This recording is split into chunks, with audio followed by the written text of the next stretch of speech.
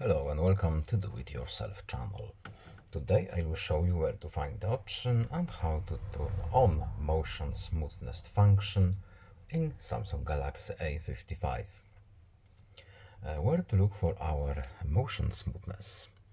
So we need to go to our settings, then under display we have motion smoothness.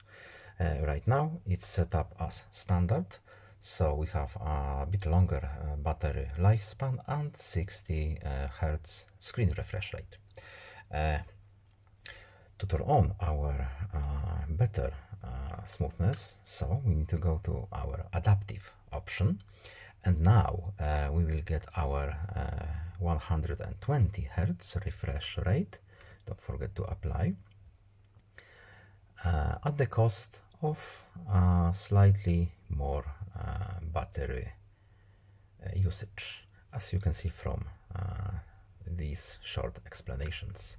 And that's it. I hope this video was helpful to you. Please leave a like and subscribe, and see you in the next video. Bye.